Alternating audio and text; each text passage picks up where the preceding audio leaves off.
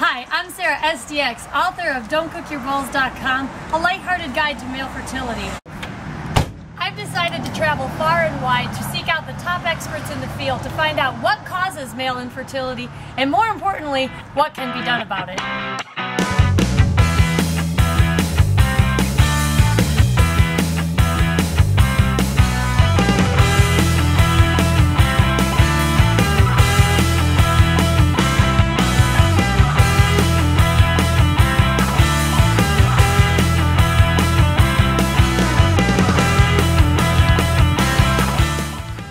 Hi, for this episode of the Roadshow, we traveled back to Los Angeles, California, where we attended the Fertility Planet conference. It was an amazing show with lots of experts on various aspects of fertility. And one of the people that we got to sit down with while we were there was Kendall. He's the client liaison from the Seattle Sperm Bank, and he sat down with us to explain a little bit of the ins and outs of sperm donation. Sperm donation is often poorly portrayed in the media or wrongly portrayed, and there's a lot more that goes into it than just taking a plastic cup into a room. So we sat down with Eric to explain the ins and outs of what goes into becoming a sperm donor and what you can expect from the process. Let's hear what he has to say. Hi, I'm here with Kendall from the Seattle Sperm Bank. He is the clinic liaison and here to talk to us today a little bit about sperm donation. Sperm donation is something that I actually know very little about. It's kind of a secret world to me. So let's... It's definitely taboo. Yeah, let's talk about it a little bit. So I'm a guy and I'm thinking about it. What's the process? What's it like? Well, the first thing you're going to need to do is find a sperm bank in your area. Okay. And you will want to look up their website, and all of us will have an online application that you'll fill out. Will be the first step. It's filled with very basic information about yourself, and from that point, if you get accepted and asked to come into the clinic, you'll come in, fill out some more paperwork, make a donation, which will get analyzed, frozen, and thawed. If your sample is good, you will get invited back for the next step, and the next step is going to probably involve another sample and potentially an interview with our manager and our genetic counselor. Okay. From there will be more involved. You'll be asked to come back again and do some blood testing, urine testing. There's a lot of genetic testing involved, and you will have to get a full physical from our medical director, who is a doctor. He will take a look at your overall health, and he makes the final call on whether you get accepted into the program or not. Wow. So it's not a quick process. It's not a blood drive. It's not a blood drive. There's a lot involved. It's very complicated. And although there is a little bit of humor involved, the media makes it out like it's something very quick and easy, and it's not a quick buck. There is a lot of dedication, and we're very selective, so it's tough to get into the program, and not everyone makes it, and very few people make it, actually. So what are some of the reasons that guys actually go through with all this? It seems like a lot of effort. It is a lot of effort. We're looking for guys who want to help out, want to help people have families, but money is a big factor. So it's a combination of making some money and also just being a good person and helping out and helping single women, lesbian couples, and heterosexual couples have children. Okay. What's kind of the typical range? Like, how much are you talking here about in the money side? What's the range for sperm donors? So it depends on how many times you come in. You'll get paid per donation. You can typically come in between 1 and 3 times a week. You're going to make between $40 and $60 per donation, depending on the quality of the donation. Which, if you come in 3 times a week, it adds up to some pretty good money. Yeah, it's not a bad little supplement. Yeah, it is a supplement. Are there any kind of requirements around, like, do you have to not drink the day before you give a donation or anything like that? Well, there's a lot of things, and every person is different. Every aspect of your lifestyle is going to affect your sperm quality. So, of course, we want to encourage a healthy lifestyle. And for you to get paid, you're going to have to make quality donations. So everything you can do to produce a quality sample is going to include potentially not drinking, using drugs. Just a healthy lifestyle, staying hydrated is a big factor.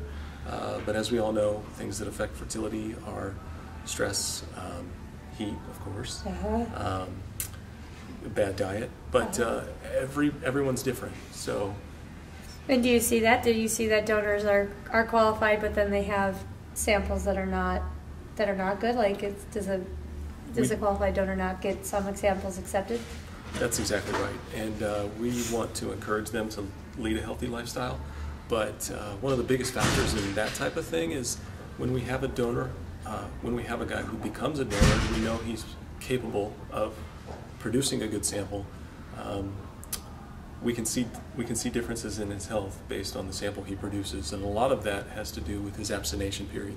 Okay. So you can only donate every 48 to 72 hours. Okay. And we need to know how many hours of abstination you have in between the last time you... Down to the hour. Down to the... it's a ballpark. Yeah. We like to know. When they sign in, they do need to write down... Start a stop clock, guys. Yep. You need to keep track. So that's part of the dedication. It's not That's easy. dedication. It is dedication. On a man's part, I think that's a lot of dedication. Yeah. They have to keep track, and they have to abstain. And they have to abstain. They have to abstain. 72 hours? 48 to 72 hours. 48, guys. 48. 48. If You have you to give got what it up. takes. You have to give up for 48 hours. Yeah. And that's tough. For young guys, it can be tough. Yeah. Is there an age bracket parameter that you look at? My particular bank, we accept ages 18 to 39. Okay. Typically, it's somewhere right in the middle. Our guys, on average, age between probably 21 and 26. Okay. I would say that's probably our most dominant age range. Uh-huh. Okay, and how about physical? Like, you think about, oh yeah, you're gonna have a sperm donor, and it's got to be some college-educated, blonde-haired, or whatever. Certain physical characteristics. Are there things that you look at that way that are more favorable or less favorable, or anything like that? The most favorable thing we look at is sperm quality. Okay. Everything else is factored into that, but we need men of all ages, races, heights, hair colors, eye color. Basically, we just need a variety of men because there are a variety of women and couples out there who are looking for unpredictable qualities. Okay. So the typical stereotype of the 6'4" blonde-haired, blue-eyed sperm donor, although they are very popular and they do have a place in being sperm donors, we need a variety. Gotcha. I guess there was a myth out there that there was a lack of need for redhead, like that redheads weren't a good idea, or there wasn't a need for redheaded donors. A few years back, one of our competitors was interviewed and made a silly comment, or I believe they did have a policy where he said they were not accepting redheaded donors anymore because they had enough and no one was buying them. So that article made a lot of headlines and got a lot of attention, and it actually is a detriment to us now because we need redheaded donors, and redheads are at a premium. Well, for us they are, because of course you can imagine if you were married to if your husband was a redhead and you needed a sperm donor, you would potentially want a redheaded sperm donor who resembles your husband. Right. So we need redheaded donors. Gotcha. But, like I said, we need everything. So one of the things that if I was to become a donor, I'm just trying to put myself in the guy's shoes, is am I ready to have progeny out there and kids that I might not know or do know? Do you have well, first of all, is it always anonymous, or are there known donors? That's one question. And then second, how do you counsel guys when they're trying to weigh that decision? That, of course, is a huge factor in becoming a sperm donor. If it wasn't a huge factor, we'd probably have a lot more donor applicants. Right. That is probably the number one reason why guys are hesitant to become sperm donors. Right. And that's something that we're looking for: very mature men who are capable of dealing with the facts of reality. And that's what this business is all about. Now, my bank, we specialize in open identity donors, which means that our donors are counseled and they understand that when their offspring turn 18, that those offspring are entitled to one contact with the donor, whether it be a telephone call, email conversation, or face-to-face meeting. That doesn't mean that we hand out our sperm donors' identification, their name, or where they live.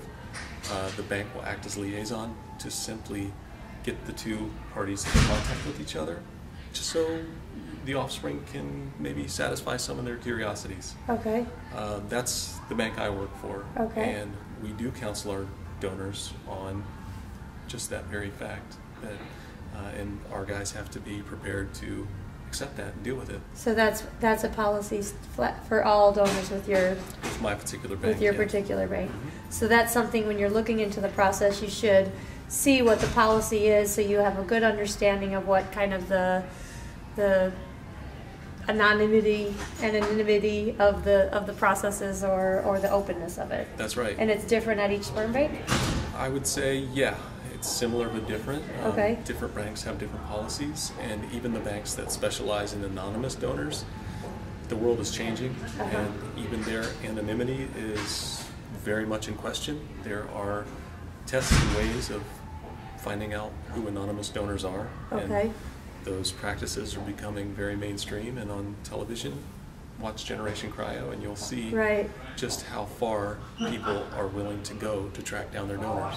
So we think we have a healthier approach to this for all parties. Right. And we think that we are trying to lead the charge in making this more acceptable.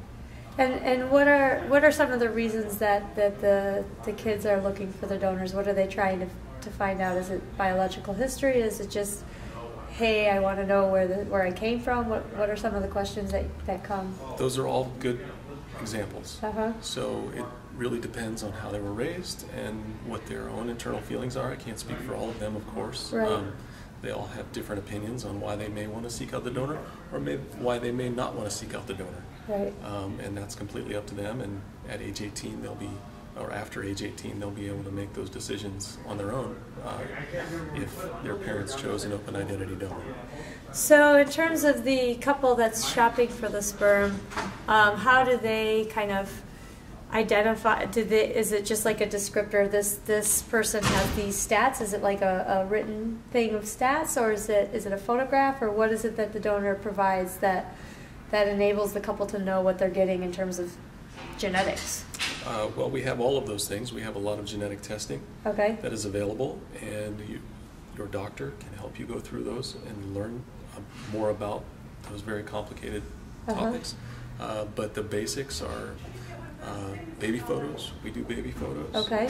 And we also do a basic profile, which includes height, weight, hair color, eye color, skin tone, hair type. And we have audio interviews. We have written essays.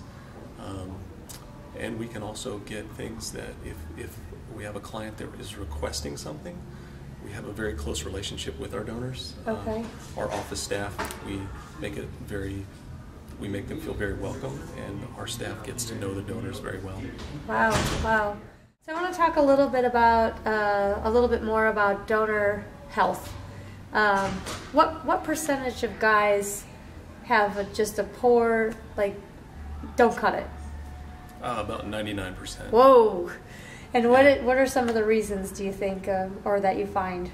Well, stress, obesity, bad diet.